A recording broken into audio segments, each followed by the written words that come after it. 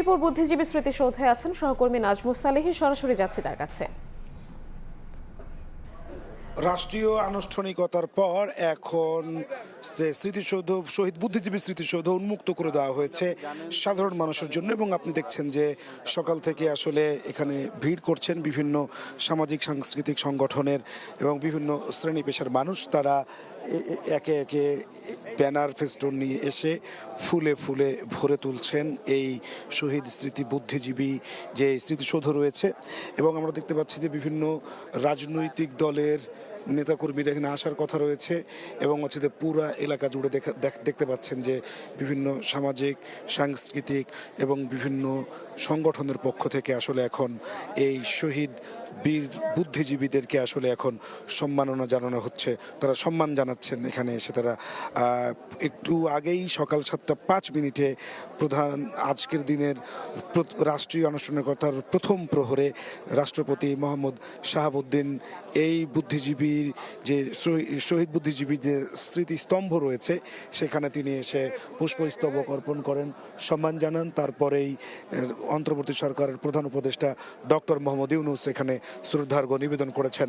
এরপরে তা সর্বসাধারণের জন্য খুলে দেওয়া হয়েছে। আমরা দেখছি খণ্ড খণ্ডভাবে শহরের বিভিন্ন প্রান্ত থেকে সমস্ত পথ এসে আসলে এই মিরপুরের শহীদ বুদ্ধিজীবী সমাধিস্থলে ঠেকেছে এবং মানুষ আসলে বিভিন্ন সংগঠনের পক্ষ থেকে ফুলেল শ্রদ্ধা জ্ঞাপন করছেন 1971-এর মহান মুক্তিযুদ্ধের বিজয় দিবসের মাত্র দুদিন আগে যে পাক হানাদার বাহিনী এই দেশের শ্রেষ্ঠ সন্তান বুদ্ধিজীবী যারা আসলে মেধা মননে এবং বিভিন্ন ভাবে দেশকে এগিয়ে নিয়ে যাওয়ার যাদের কথা ছিল তাদেরকে আসলে বাসা থেকে তুলে নিয়ে গিয়ে তারা হত্যা করে।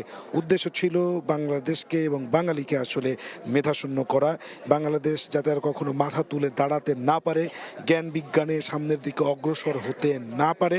সেজন্য আসলে বিভিন্ন পেশাজীবী এবং বিভিন্ন ক্ষেত্রে আসলে যারা স্বমহিমায় উজ্জ্বল ছিলেন সে সময় ডাক্তার, বুদ্ধিজীবী, সাহিত্যিক, সাংবাদিক, চিকিৎসক, প্রকৌশলী সবাইকে আসলে বিভিন্ন শ্রেণী পেশার মানুষদেরকে আসলে তুলে নিয়ে গিয়ে তারা হত্যা করে।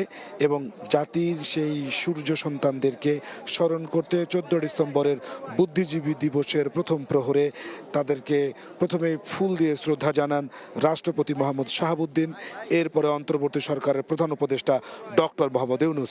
এরপরে সর্বসাধারণের জন্য তা আসলে উন্মুক্ত করে দেওয়া হয় এবং সাধারণ জনগণের এখন ভিড় নেমেছে। দেখতে পাচ্ছেন যে এই শহীদ স্মৃতি যে স্তম্ভ রয়েছে তা এখন ভালোবাসার ফুলে ফুলে আসলে ভরে উঠছে।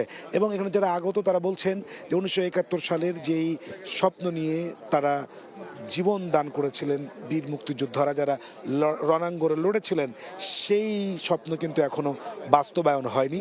এই জন্য তারা বলছেন যে 24শে ছাত্র জনতার গণ অভ্যুত্থানের মধ্য দিয়ে নতুন করে বাংলাদেশ গড়ার যেই সুযোগ এসেছে সেই বাংলাদেশকে আসলে মেধা মনন জ্ঞান বিজ্ঞানের তরুণ প্রজন্ম এগিয়ে নিয়ে যাবে। অর্থাৎ বুদ্ধিজীবীরা যে আকাঙ্ক্ষা নিয়ে দেশকে বুদ্ধিবৃত্তিক লড়াই দিয়ে করেছিলেন এবং রণাঙ্গনের বীর মুক্তিযোদ্ধারা যুদ্ধ করেছিলেন সেই দেশকে তরুণ প্রজন্ম এগিয়ে নিয়ে যাবে। এখানকার আগতরা সেটি আসলে প্রত্যাশা করছেন। এই ছিল আমার কাছে সর্বশেষ। মিরপুর বুদ্ধিজীবী স্মৃতিসৌধ থেকে সরাসরি যুক্ত হয়েছিলেন সহকর্মী নাজমুস সালেহী।